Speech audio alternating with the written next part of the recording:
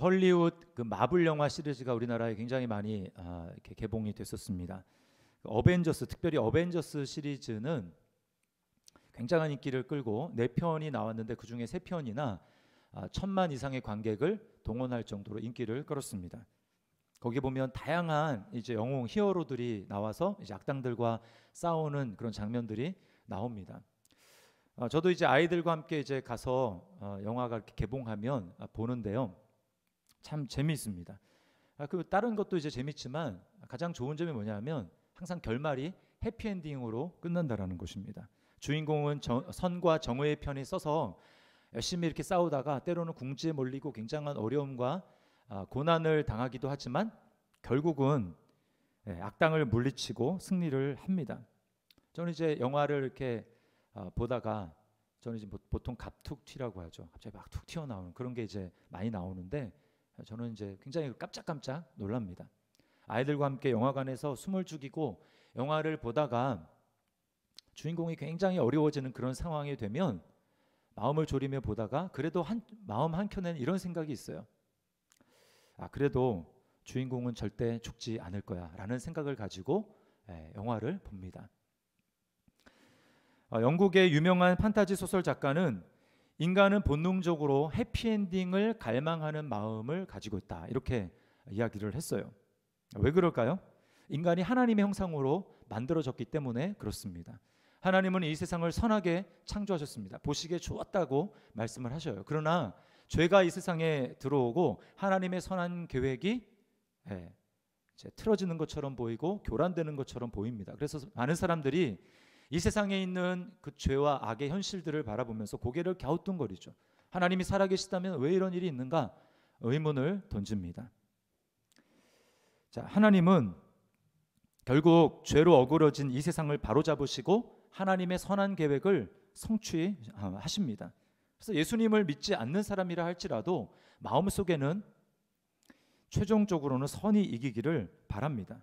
여러분, 그런 의미에서 부활이야말로 우리 모든 인간이 바라는 가장 좋은 것이라고 할 수 있습니다. 만약에 부활이 없다고 한번 생각을 해보십시오. 이 세상이 얼마나 짧습니까?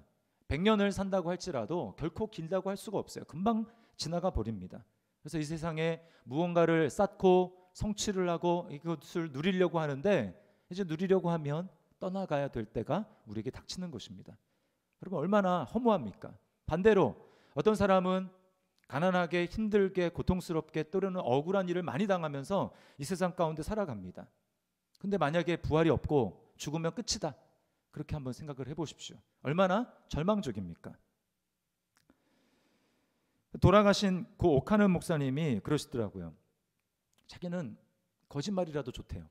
거짓말이라도 좋으니까 부활이라는 것이 있다면 나는 그것이 거짓말이라도 믿고 싶다. 그래야 이 괴롭고 고통이 많은 이 세상 가운데 좀 살 수 있는 소망과 힘이 있을 것 아닌가. 근데 감사한 것은 그것이 거짓말이어도 좋겠는데 거짓말이 아니라 예수 그리스도로 말미암아 우리에게 정말 역사적으로 사실적으로 현실적으로 우리에게 이루어진 성취된 사건이니까 얼마나 감사하냐. 믿는 사람들이야말로 이 세상을 능력 있게 살아갈 수 있는 모든 자원을 갖춘 것이다. 이렇게 말씀을 하셨습니다. 맞는 말이죠. 여러분, 정말 여러분은 부활을 믿습니까? 네, 아멘. 그 부활을 믿는 그 믿음이 여러분의 삶을 실제로 능력 있게 살아가게 만드는 그 지탱이요 버팀목이 되고 있습니까? 오늘은 이것을 좀 부활의 믿음에 대해서 좀 살펴보려고 합니다. 첫 번째, 먼저 성경이 말하는 부활이 무엇인지를 잠깐 좀 정리할 필요가 있습니다. 성경에 보면 죽었다가 살아난 사람들의 이야기가 나옵니다. 많이 있습니다. 대표적인 경우가 누굽니까? 예수님이 죽은 지 나흘이나 되는 이 나사로를 무덤 밖으로 불러내시는 놀라운 사건이죠. 나사로는 살아납니다. 그러나 성경은 그것을 가지고 부활이다 이렇게 이야기하진 않습니다. 왜요? 또 죽으니까 육적인 생명을 가지고 살아났다고 해서 부활이라고 이야기하지 않아요. 예수님은 요한복음에 보면 두 종류의 부활을 말씀하십니다. 하나는 생명의 부활이고 하나는 심판의 부활이에요. 생명의 부활이란 무엇입니까? 우리가 죽어요. 죽는다라는 것은 그냥 간단합니다. 영혼과 육체가 분리가 되는 거예요. 그 상태가 죽음입니다. 그러면 이 육체는 어떻게 됩니까? 땅에 묻히거나 아니면 화장을 하거나 없어지죠. 영혼은 어떻게 됩니까?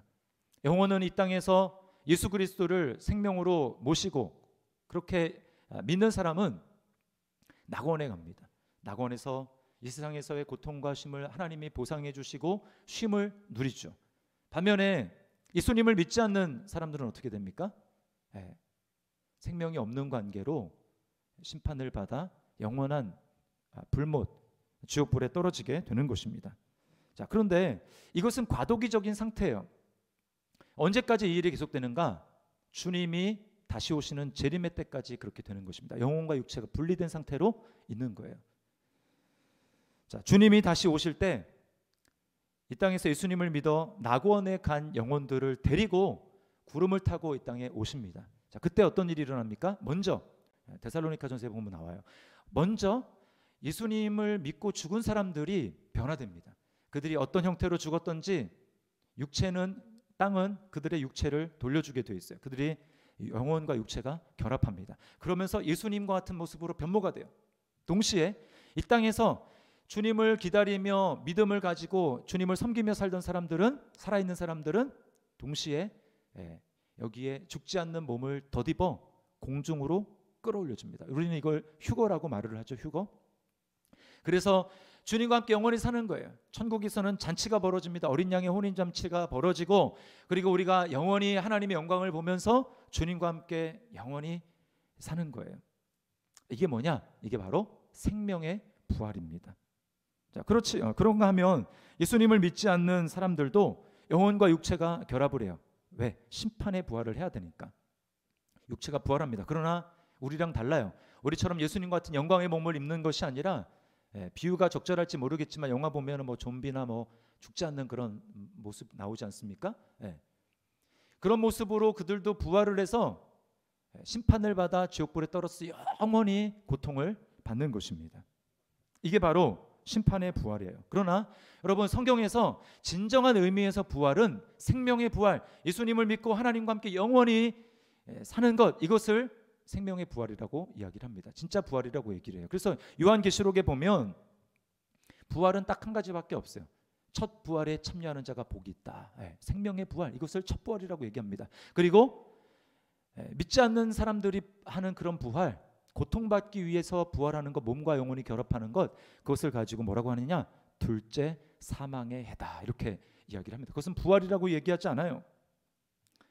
여러분, 이것은 엄청난 일이기 때문에 우리가 참 믿기가 쉽지 않을 수 있습니다. 고린도전서 15장에 보면 이런 비유를 들어요. 마치 우리 육체를 땅에 심어지는 씨의 비유를 합니다. 사람마다 다 죽는다라는 것은 육체가 심어지는 거예요, 이 땅에. 그러면 신령한 몸으로 부활을 한다. 신령한 몸으로, 마치 나무가 씨앗이 심어지면 씨앗의 형태는 없어지고 나무가 이렇게 생기는 것처럼 우리가 육신의 몸이 이 땅에 심어지면 죽으면 신령한 몸으로 변화가 되는데, 그때 중요한 것은 어떤 씨인가라고 하는 것이 중요합니다.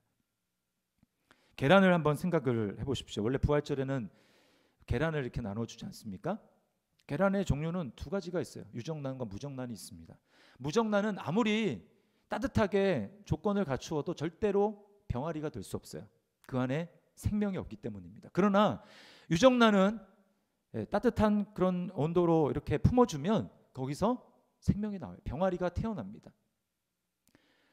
이것이 바로 우리에게 보여주는 것이 무엇입니까? 우리가 이 땅에 태어났을 때 자연적인 생명을 가진 우리 생명은 진짜 생명이 아니에요. 그 생명이 진짜 생명인 줄 알고 살다가 죽으면 그것은 끝입니다. 멸망하는 거예요.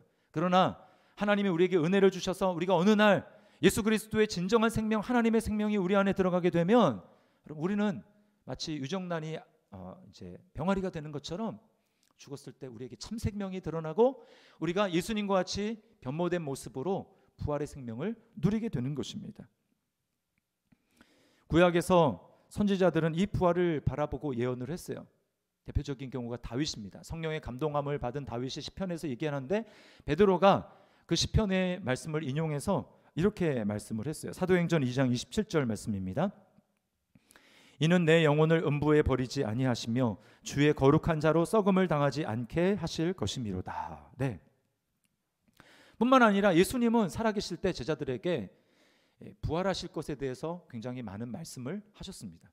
그러나 안타까운 것은 오늘 본문에 우리가 살펴봤지만 본문에 등장하는 사람들 중에 예수님의 부활을 정말 믿고 기대하는 사람이 단 한 사람도 없었다라는 거예요. 우리가 두 번째 살펴볼 것은 왜 그러면 부활을 그들은 믿지 못했는가, 부활을 기대하지 않았는가, 그 이유에 대해서 살펴보는 것입니다. 첫 번째는 고정관념입니다. 자신의 생각과 고정관념 때문에 부활의 주님을 알지 못하는 거예요. 예수님이 사실은 한두 번 말씀하신 것이 아니고 마가복음 8장부터 10장까지를 읽어보면 제자들이 예수님에 대해서 신앙의 고백을 주는 그리스도시요 살아계신 하나님의 아들이십니다, 그 고백을 가이사라 빌립보라는 곳에 헐몬산 근처에서 고백을 하는데 거기서부터 예수님이 이제 예루살렘까지 오십니다. 그게 뭐 오래 걸려봤자 한 4-5일밖에 되지 않아요. 근데 그 기간 동안 8장에 한 번, 9장에 한 번, 10장에 한 번, 총 3번이나 예수님께서는 제자들에게 내가 장로들과 서기관들과 대제사장들의 손에 넘겨져서 고난을 당하고 또 3일 만에 부활할 것을 3번이나 말씀을 하세요. 여러분, 그렇다면 좀 한번 제자들이라면 3번이나 그 짧은 기간에 예수님 말씀하셨으니까 그 부활에 대해서 좀 고민을 해봐야 되지 않습니까?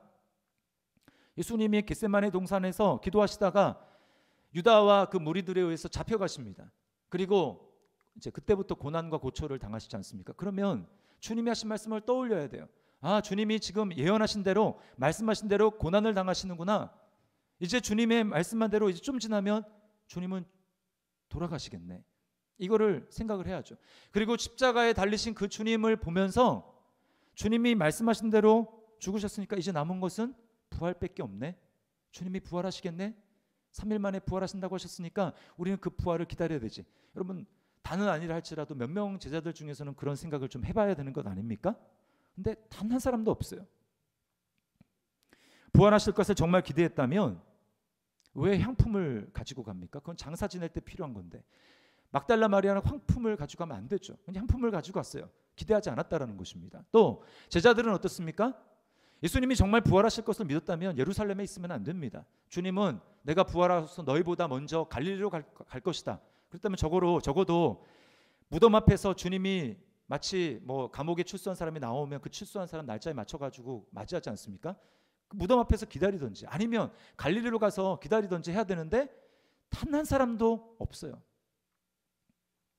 여러분, 우리는 여기서 고정관념이 얼마나 믿음에 방해를 하는 것인지를 보게 됩니다. 유대인들이 부활을 믿기는 믿었어요. 그러나 그들의 부활은 지금 부활할 수 있다는 것을 믿은 것이 아니고 마지막 날에 하나님이 심판하실 그때에 부활할 것을 믿었습니다. 그것은 일반적인 사람이죠. 그러나 그들이 예수 그리스도를 하나님의 아들이고 또 구원자라고 그렇게 신앙의 고백을 했으면 예수님만큼은 그 말씀하신 대로 3일 만에 부활하실 것을 그들은 믿을 수 있어야 했습니다. 그러나 그들의 고백은 고백이었고 그들의 실제로는 부활할 것이라는 것을 믿지 않았다라는 거예요. 나사로가 죽었을 때 예수님이 마르다에게 이렇게 묻습니다.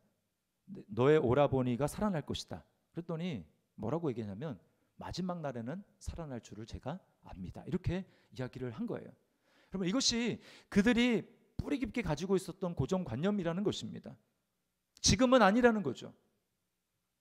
여러분, 우리는 어떻습니까? 우리도 마찬가지죠. 성경에서 하나님의 뜻은 이것이다 이렇게 말씀을 하셔도 우리는 나의 고정관념, 나의 생각을 가지고 하나님 말씀을 필터링합니다. 저건 나한테 해당되는 말씀이 아니지. 나는 저렇지는 않지. 어떻게 우리가 육신을 가진 사람이 말씀 그대로 순종하며 살아갈 수가 있어? 그냥 하시는 말씀이겠지. 적당하게 받아들이면 되지. 꼭 저렇게 하라는 건 아니지 않겠어? 라고 하면서 자신의 생각으로 하나님 말씀을 필터링하고 걸러내는 것입니다. 여러분, 이런 태도로 말씀을 듣고 교회 생활을 오래 한다 할지라도 삶 가운데 진정한 변화는 없어요. 왜요? 말씀의 능력은 말씀의 능력 자체로 우리에게 그대로 다가오게 될 때 나의 마음과 말씀이 부딪힐 때 거기에 생명과 변화 역사가 나타나는데 내가 걸러버리니까 말씀이 내게 능력이 되지 못하는 것입니다. 말씀을 받을 때 우리는 충격을 받아야 돼요. 아니 어떻게 그렇게 할 수 있지? 나는 그렇게 생각하지 않는데? 그러면서 주님 앞에 묻는 것이죠. 주님 어떻게 해야 됩니까? 주님 나에게는 이런 능력이 없는데 어떻게 해야 됩니까? 라고 묻고 주님의 은혜를 구할 때 여러분 거기서 변화의 역사가 나타나는 것입니다. 두 번째, 왜 제자들은 부활의 능력을 믿지 못하고 부활을 믿지 못했을까요? 그것은 바로 보고 믿으려고 했기 때문에 그렇습니다. 막달라 마리아가 주일날이죠. 주일날 안식 후 첫날 향품을 가지고 새벽같이 왔는데 딱 보니까 무덤의 돌문이 열려 있는 거예요. 여러분 그 당시에 이제 우리 예수님이 어디에 묻히십니까? 아리마대 요셉이라고 하는 부자고 그 사람은 산헤드린 공회의 의원입니다. 부자들의 묘실은 어떻게 그 당시에 준비되냐면 이렇게 바위 산과 같은 이 그 면에 이제 그 파고 들어가 가지고 그 안에 묘실을 만듭니다. 그리고 그 안에 시신을 안치한 다음에 돌문을 굴려 가지고 막게 돼 있어요. 근데 돌문을 굴릴 때는 쉽습니다. 왜냐하면 이제 그 경사가 져 있거든요. 그러니까 받쳐놨던 것을 살짝 밀고 조금만 밀면 이제 막기가 쉬워요. 그런데 그걸 돌문을 열고 이제 그것을 꺼낸다? 그러려면 의도적으로 굉장히 많은 장정들이 동원돼서 그것을 그 비탈진 그것을 밀어야 되는 것입니다. 근데 마리아가 와서 보니까 지금 그런 상황이라는 거죠. 이것은 누가 의도적으로 예수님의 시체를 여기다가 시신을 옮겼다라고 생각할 수밖에 없습니다. 그래서 달려가 가지고 베드로와 요한에게 말을 한 것이죠. 그러자 그 소식을 들은 베드로와 요한이 무덤을 향해서 달리기 시작합니다. 근데 요한이 젊었어요. 베드로보다 먼저 무덤에 도착합니다. 밖에서만 보는 거예요. 조금 후에 베드로가 도착했습니다. 베드로의 성격이 드러나요. 절대로 밖에 있지 않습니다. 그냥 바로 무덤 안으로 들어가서 살피는 거예요. 근데 이상한 점을 발견합니다. 7절 말씀을 보세요. 또 머리를 쌌던 수건은 세마포와 함께 놓이지 않고 딴 곳에 쌌던 대로 놓여 있더라. 자, 여기 쌌던 대로라고 하는 말은 빙빙 돌려져 있다라고 하는 것입니다. 빙빙 돌려져 있다. 자, 이게 무슨 뜻이냐면 예수님은 세마포 옷을 입고 머리에 이제 수건으로 마치 붕대 같은 걸로 칭칭 감은 거예요. 근데 여러분 이제 누가 도와주거나 아니면 본인이 하더라도 정상적인 경우에는 몸을 가지고 있으면 어떻게 합니까? 이렇게 돌려서 풀어야 되잖아요. 그럼 이렇게 풀어헤친 상태로 있는데 그게 아니라 싼 그대로의 모습이 있는데 마치 공기만 거기서 싹 빠져나간 것이 형태가 그대로 보존이 되어 있는 것입니다. 이상한 거예요. 이거는 거기서 뭔가가 이렇게 바람 빠지듯이 쑥 빠져나왔다라는 것 외에는 설명이 안 되는 것입니다. 그것을 요한이 보고 베드로가 보고 믿었어요. 네. 그래서 8절에 이렇게 얘기합니다. 그때야 무덤에 먼저 갔던 그 다른 제자도 들어가 보고 믿더라. 자, 근데요 문제는 이들이 이것만 보면 정말 예수님의 부활을 믿은 것 같지만 그들의 부활에 대한 믿음은 확실한 것이 아니었다라는 거예요. 그 다음 절 말씀 보세요. 9절 말씀에 그들은 성경에 그가 죽은 자 가운데서 다시 살아나려 하리라 하신 말씀을 아직 알지 못하더라. 예수님이 부활하셔야 된다라는 그 말씀에 근거한 믿음으로 믿은 것이 아니고 그냥 거기에 있는 것을 보고 믿었다라는 것입니다. 그 믿음은 확실한 믿음이 아니에요. 확실하지 않으니까 그들이 정말 확실하게 믿었다면 어떻게 됩니까? 나가서 동네방네 전해야 됩니다. 예수님이 살아나셨다. 다른 제자들에게 가가지고 막 알려야 돼요. 그러나 그들의 믿음은 삶을 변화시킬 만한 믿음이 아니었습니다. 그냥 잠잠한 믿음이에요. 마리아를 위로할 믿음도 되지 못했습니다. 막달라 마리아도 마찬가지예요. 두 제자가 자기 집으로 돌아간 다음에 거기 홀로 남아서 예수님의 시신의 행방을 몰라서 눈물을 흘리고 있어요. 그때 예수님이 나타나셔서 마리아 뒤에 서시고 마리아 그것을 봤어요.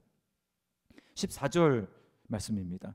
이 말을 하고 뒤를 돌이켜 예수께서 서 계신 것을 보았으나 예수이신 줄은 알지 못하더라. 눈으로 예수님을 분명히 봤음에도 부활하신 예수님임을 알지 못했습니다. 또 음성도 들어요. 15절 말씀.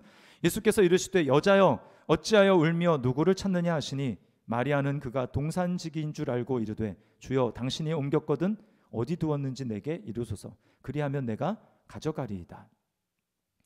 예수님의 음성을 듣지만 그분이 살아나신 부활하신 예수님이라는 것은 알지 못했습니다.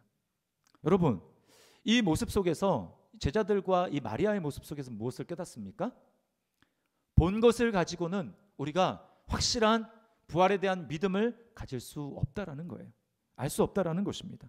육신의 눈으로 보고 육신의 귀로 뭔가를 듣는다고 부활에 대한 믿음이 생기는 것이 아니라는 거예요. 우리는 종종 다른 사람이 어떤 드라마틱한 하나님의 은혜를 경험하고 간증을 이제 하는 것을 보면 부러워합니다.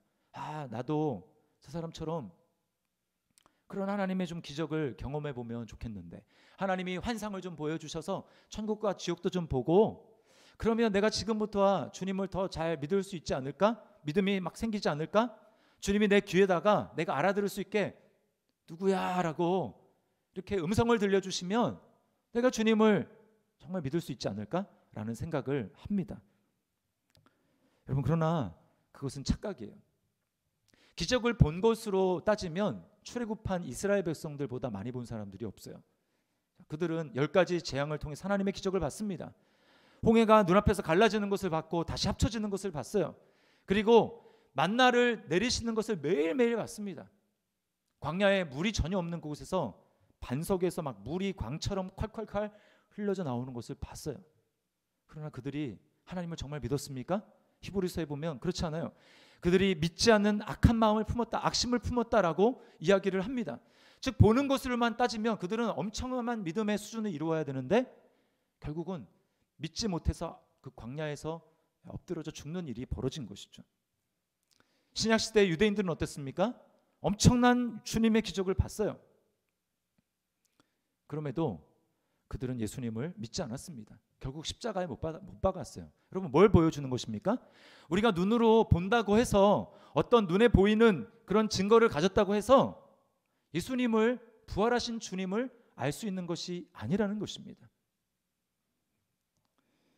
그리스도인은 어떤 사람입니까? 눈에 보이는 것이 아니라 믿음으로 보고 믿음으로 듣는 사람들이 바로 그리스도인입니다. 그래서 믿음으로 살아가는 존재들이에요. 여러분 어떻습니까? 여러분은 매일의 삶 가운데 믿음으로 보고 있습니까? 믿음으로 듣고 그렇게 믿음의 길을 걸어가고 있습니까? 이게 바로 그리스도인이라는 거예요. 그러나 우리의 마음이 어두워져 있고 우리의 눈이 닫혀져 있고 우리의 귀가 영적으로 닫혀져 있기 때문에 주님을, 부활의 주님을 만날 수 없고 볼 수 없다라는 것입니다. 자, 우리 세 번째 살펴볼 것은 우리는 그럼 어떻게 부활의 믿음을 가질 수 있는가라고 하는 것입니다. 결론부터 말씀을 드리면 그것은 은혜로만 가능합니다. 오늘 본문에 예수님이 은혜를 베풀어 주시는 모습은 이름을 불러주시는 모습으로 나타납니다. 마리아의 이름을 불러주세요. 16절 말씀 보십시오. 예수께서 마리아야 하시거늘 마리아가 돌이켜 히브리 말로 라보니 하니 이는 선생님이라는 말이라. 주님이 마리아야 이렇게 불러주십니다. 그 한마디가 많은 말도 필요 없어요. 그냥 마리아야 라고 불러주시는 그 한마디가 마리아의 모든 것을 바꿔놓습니다. 그 영혼의 모든 감각을 깨웁니다. 눈이 열립니다. 귀가 띄어집니다. 그래서 주님을 알아볼 수 있고 주님의 음성을 알아들을 수가 있게 된 거예요. 이 마리아야 라고 부르는 이 주님의 부르심이 바로 은혜라는 것입니다. 그럴 때 주님과 우리와의 이 특별한 관계가 맺혀지는 거예요. 주님이 우리의 이름을 불러주시기 전에는 우리는 아무것도 아닌 자들입니다. 하나님과 특별한 관계가 맺어지지 않았어요. 그러나 주님이 우리의 이름을 불러주실 때 우리는 놀라운 존재가 되는 것입니다. 여러분이 아마 잘 아시는 김춘수 그 시인의 꽃이라는 시 아마 다 아실 거예요. 거기 앞에 이제 보면 이런 식구가 있습니다. 내가 그의 이름을 불러주기 전에는 그는 다만 하나의 몸짓에 지나지 않았다. 주님이 우리에게 은혜를 베푸시고 우리 이름을 불러주기 전에 우리가 그런 존재였어요. 그 다음에 보니까 내가 그의 이름을 불러주었을 때 그는 나에게로 와서 꽃이 되었다. 무의미한 존재에 이름을 붙이는 순간 이름을 붙인 사람과 그 대상 사이에 특별한 관계가 맺어지는 것이죠. 세상에도 이런 일이 있거든. 하물며 창조주이시며 구원자이신 주님이 여러분 우리의 이름을 부른다면 얼마나 놀라운 일이 일어나겠습니까? 놀라운 일이 일어나는 거예요. 우리의 영혼이 살아나고 우리가 구원받고 주님과의 특별한 관계가 맺어지는 것입니다. 저는 참 감사한 게 이 말씀을 묵상하면서 주님이 우리를 구원하시는데 막 도매금으로 막 뭉떼기로 더시티 사랑의 교회 100명 한꺼번에 구원 이렇게 하지 않으셨다라는 거예요. 그렇게 하지 않으시고 주님이 이름을 하나하나 부르셨다라는 거예요. 영구야, 주원아, 선영아. 얼마나 여러분 감사합니까? 여러분 이게 얼마나 대단한 일이고 감사한 일이라는 것이 실감이 되세요? 별로 실감이 안 되시죠? 제가 여러분에게 좀 예를 들어서 말씀을 드릴게요. 우리 아영이가 지금 뒤에서 예배를 지금 드리는데 요즘에 다시 방탄 그 소년단에 대해서 엄청 그 불이 막 불타오르고 있어요. 한동안 잠잠했거든요. 그래서 이렇게 좀 끝나나 보다, 뭐 감사하네, 뭐 그래도 상당히 양호하게 지나가네 이렇게 생각했는데 아닌 거예요. 불씨가 남았는데 요즘에 다시 이렇게 불타오르고 있어요. 그래서 막 앨범을 사고 또 이제 코로나 사태가 종식되는 대로 자기가 이제 그 공연을 반드시 가겠노라고 이렇게 이야기를 합니다. 근데 여러분 그래서 이제 만약에 가정을 해볼게요. 이제 공연을 갔어요. 수만 명이 막 모이지 않습니까? 공연을 갔는데 요즘에 이제 방탄소년단 그 멤버들 중에서도 뭐 이렇게 돌아가면서 좋아하더라고요. 뭐 꾸준히 한 사람 좋아하는 게 아니라 이 사람 좋아했다가 또 이번에 이 사람 좋아했다가 요즘에는 이제 김석진 씨를 좀 좋아해요. 김석진 씨. 근데 공연을 딱 갔는데 거기 수만 명이 모였는데 그 김석진 씨가 우리 딸 아영이를 딱 알아보고 아영아 이렇게 이름을 불렀다고 한번 생각을 해보십시오. 여러분 그 자리 바로 구원의 역사가 일어나는 것입니다. 그냥 구원이에요. 막 구름 위에 둥둥 떠가는 것 같고 뭐 밥 안 먹어도 좋습니다. 얼마나 뿌듯하겠어요. 그리고 얼마나 그게 영광입니까? 많은 사람 중에서 자기의 이름만을 불러준 거잖아요. 얼마나 많은 팬들이 부러움의 눈으로 바라보겠습니까? 하물며 여러분 BTS 그 멤버가 그렇게 불러줘도 그렇게 영광스럽게 생각을 하고 하게 할 텐데 하나님께서 우리를 지으신 하나님께서 너무나 놀라운 영광을 가지고 계신 그분이 우리의 이름을 하나하나 이름을 불러준다고 한번 생각을 해보십시오. 여러분 이것은 감당할 수 없는 영광인 거예요. 구원의 역사인 것입니다. 주님은 아무나 이름을 불러주시지 않아요. 아무나 불러주지 않습니다. 고 박영문 장로님이 계세요. 이분이 나중에 목사님이 되셨는데 이분이 천국과 지옥을 이렇게 하나님이 보여주셔서 특별한 은혜죠. 보시는데 제가 그 간증을 대학생 때쯤 들었습니다. 만약에 여러분이 간증을 들어보지 않은 분이 있다면 한번 들어보세요. 뭐 유튜브 치면은 다 나옵니다. 이분이 전라도 그 광주가 이제 집이었어요. 광주. 조직폭력배에 소속이 됐는데 그 중에 행동대장을 맡았다고 합니다. 예수 믿는 사람을 너무 싫어했어요. 벌레 취급을 하고 정말 예수 믿는 사람 싫어하고 그리고 이제 어떤 계기가 돼가지고 아내에 대한 분노의 마음이 이제 갖게 됐습니다.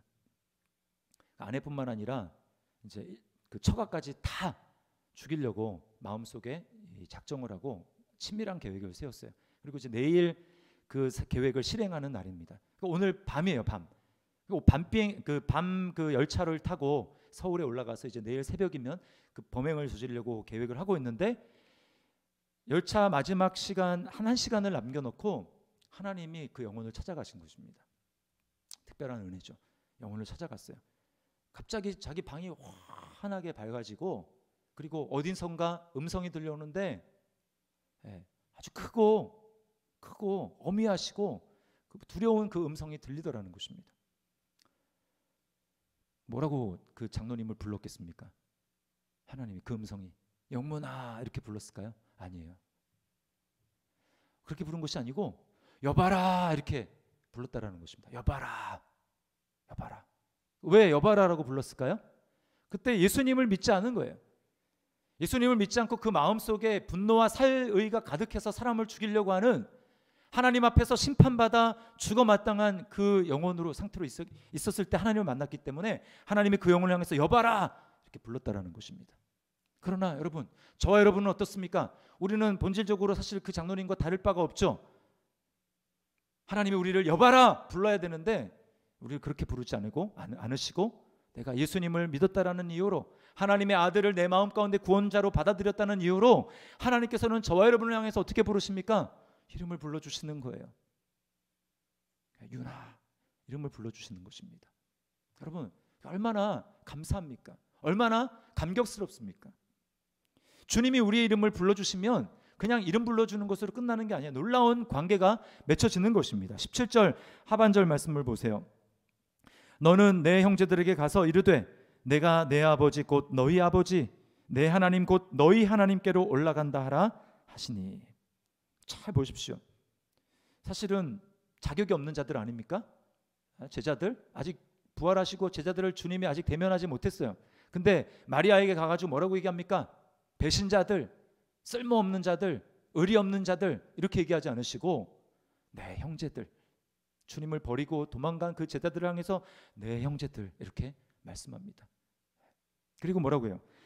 너희 아버지, 내 아버지 곧 너희 아버지, 내 하나님 곧 너희 하나님. 내가 친밀하게 대하고 섬기는 그 하나님이 바로 너희 하나님이다. 내가 아버지라고 부르는 그 하나님 아버지가 바로 너희의 아버지다라고 말씀하는 거예요. 이게 여러분, 이름을 불러주신 자가 갖는 특권이고 영광이라는 것입니다. 그러므로 여러분, 주님이 이름을 불러주신 은혜가 먼저라는 거예요. 주님이 이름을 불러주지 않으면 우리 가운데는 누구도 내가 어떤 노력을 가지고 어떤 객관적인 증거를 막 찾아서 과학적인 데이터를 모으고 고고학적인 증거를 찾아가지고 예수님을 믿어봐야지 절대 믿을 수가 없는 거예요. 보고는 믿을 수가 없는 것입니다. 주님이 우리의 이름을 불러주시고 우리에게 먼저 은혜를 베풀어 주셔야 우리는 마리아처럼 주님을 선생님, 주님, 아버지 그렇게 부를 수가 있는 것입니다. 은혜가 먼저예요. 은혜가 믿음에 선행하는 것입니다. 여러분이 예수님을 믿습니까? 그에게 뭡니까? 예수님이 여러분의 이름을 먼저 불러주셨다라는 거예요. 여러분에게 은혜를 먼저 베풀어 주셨다라는 것입니다. 그래서 믿을 수 있는 거예요. 은혜가 먼저라고 하면 이렇게 생각하는 분이 있습니다. 그러면 내가 할 일이 없겠네. 은혜가 먼저라니까 나는 그냥 가만히 앉아 있기만 하면 되겠네 라고 생각을 할 수 있어요. 여러분, 그러나 그렇지 않습니다. 하나님이 은혜를 베푸실 때는 어떤 그 방법을 통해서 은혜를 주세요. 수단을 통해서 은혜를 주십니다. 그 수단이 뭘까요? 말씀과 기도예요. 말씀과 기도. 또 말씀과 기도 가운데 있다 할지라도 아무에게 은혜를 베푸지 않습니다. 은혜를 받는 태도가 있어요. 은혜가 임하는 사람들을 보십시오. 다 은혜를 받는 태도가 있어요. 어떤 태도입니까? 은혜를 갈망하는 것입니다. 은혜에 대한 사모함이 있는 거예요. 은혜를 귀히 여기는 마음이 있는 것입니다. 하나님, 그 은혜를 좀 나도 받을 수 있을까요? 나도 그 은혜를 좀 경험하기를 원합니다. 이런 마음을 가지고 말씀과 기도로 주님 앞에 나아가고 주님을 찾는 그 사람에게 하나님이 은혜를 주시는 것입니다. 오늘 막달라 마리아를 보세요. 그냥 앉아있지 않았습니다. 주님을 사모하는 마음을 가지고 남들 다 자고 있는 그 새벽에 주님 앞에 무덤으로 왔어요. 그리고 주님을 찾았습니다. 그 막달라 마리아에게 주님이 나타나서 마리아야, 은혜를 주시지 않습니까? 이름을 불러주시지 않습니까? 이 가운데 아직 예수님의 부활이 실제로 믿어지지 않는 분들이 혹 있을지도 모르겠습니다. 또 방송으로 듣는 분 중에도 그런 분들이 있는 줄 아마 있을 거예요. 그런 분들은 예수님은 나를 안 불렀나? 내 이름은 안 불러주시나? 예수님은 나에게 은혜를 베푸시지 않으시네? 라고 생각하지 마시기 바랍니다. 여러분이 교회에 발걸음을 하게 된 것, 그리고 주님의 말씀을 지금 듣는 기회를 갖게 된 것, 또 태어나 보니까 믿는 집안에 태어난 것, 아니면 믿는 배우자를 만나게 된 것, 이 모든 것이 다 하나님이 여러분을 지금 은혜로 부르는 과정이라는 것을 아셔야 합니다. 그러므로 은혜를 갈망하십시오. 은혜를 함부로 여기지 마시고 귀히 여기시면서 하나님의 은혜를 구하고 주님 앞에 구하십시오. 나에게 은혜를 베풀어 주십시오 라고 하나님 앞에 할 때 주님께서 여러분의 이름을 불러주시고 여러분에게 놀라운 은혜를 베풀어 주실 것입니다. 여러분은 주님이 여러분의 이름을 불러주신 그런 사람입니까? 예수님의 부활을 정말 믿습니까?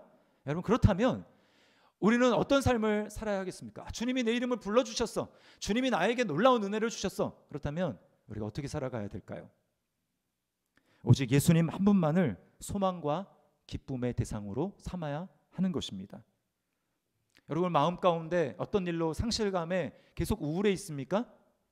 자기 연민에 빠진 채 그 굴 속에서 나오지 못하고 있습니까? 이유가 무엇일까요?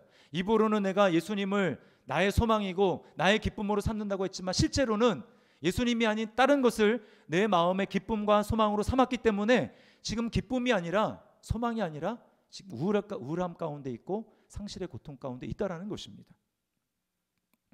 잘못된 대상 위에 소망을 두고 있기 때문이에요.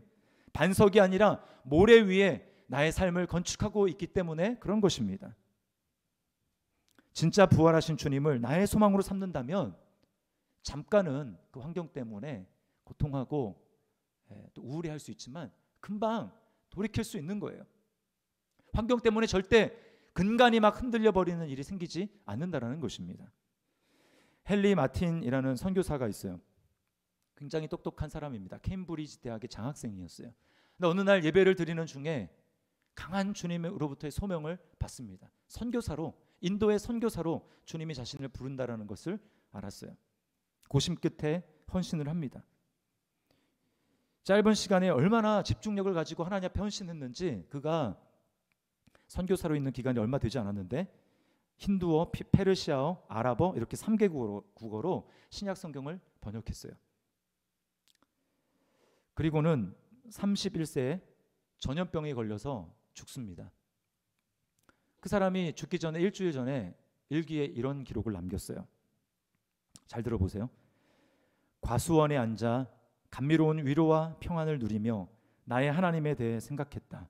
고독 속에서 나의 벗, 나의 친구, 나의 위로자이신 그분을 생각했다. 여러분, 31세에 지금 이제 곧 죽을 사람, 전염병에 걸려가지고 죽어가는 사람, 그냥 죽는 것도 아니죠. 자신의 삶을 위해서 악하게 산 것도 아니고 그 모든 삶을 다 쏟아부어서 주님의 나라와 복음을 위해서 멀 나라까지 가가지고 고통 속에서 복음을 전하다가 지금 그렇게 된 건 아닙니까? 그런데 그 31세에 죽는 사람이 무슨 위로고 무슨 평안이겠어요? 원망하고 이게 뭐냐고 하나님 앞에 그럴 수 있는데 그러지 않고 주님을 생각하며 위로와 평안을 얻었다라고 말을 하는 것입니다. 이게 어떻게 가능합니까? 주님이 지금 그의 삶 가운데 유일한 소망과 기쁨으로 완전히 그의 삶을, 그의 마음을 장악하고 있기 때문에 가능한 것입니다. 그는 오직 주님만을 소망으로 삼고 주님만을 기쁨의 대상으로 삼은 거예요. 그러니까 여러분, 지금 곧 죽음이 그를 삼키려고 하지만 그의 마음이 흔들리지가 않는 것입니다.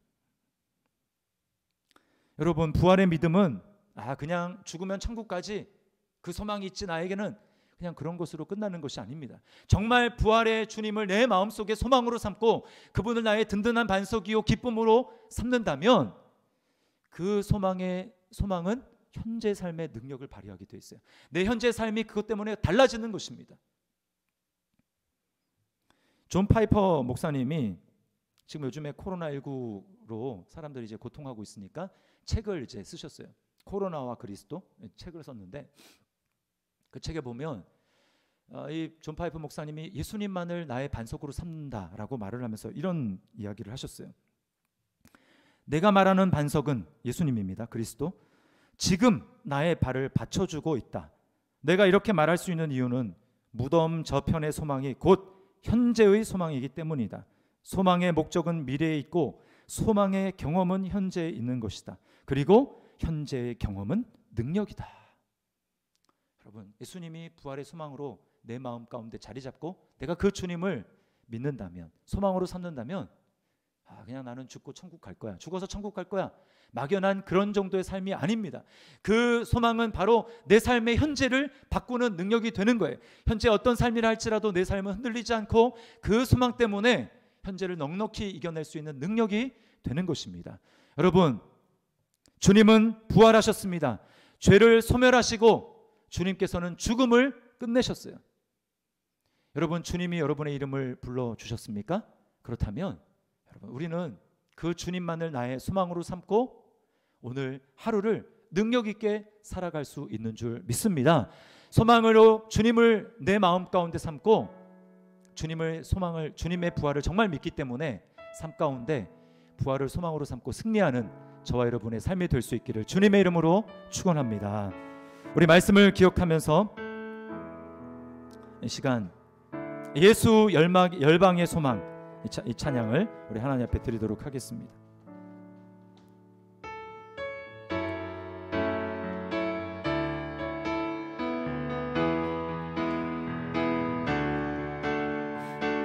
우리 믿음으로 고백하며 예수 열방의 소망,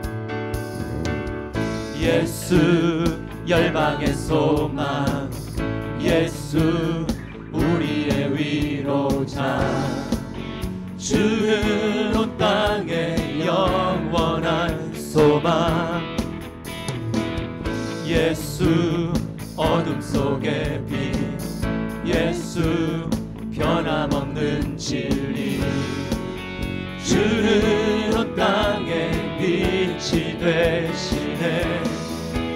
우리 위해 죽으시고 다시 사신 생명의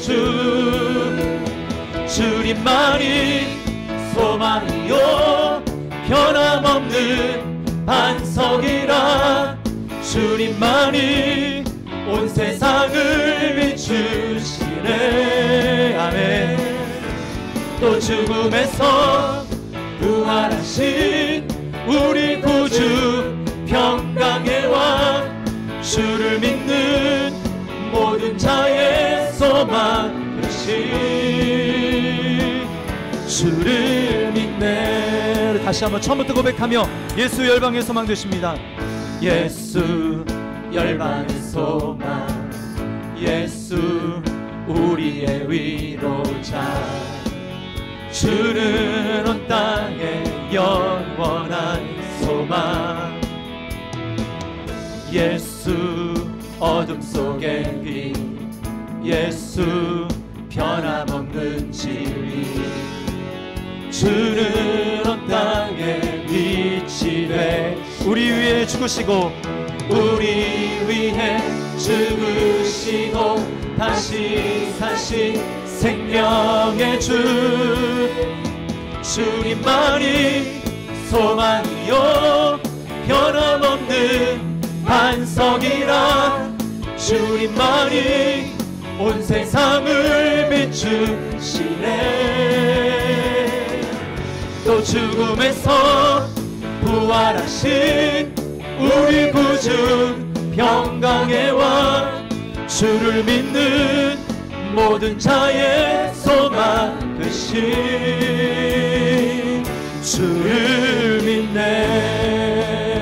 살아계신 주, 살아계신 주, 나의 참된 소망, 걱정 끝이 전혀 없네. 사랑의 주의 발길 인도하리, 내 모든 삶의 기쁨 늘. 우리 다시 한번 믿음으로 고백하고 선포합시다. 살아계신 주, 살아계신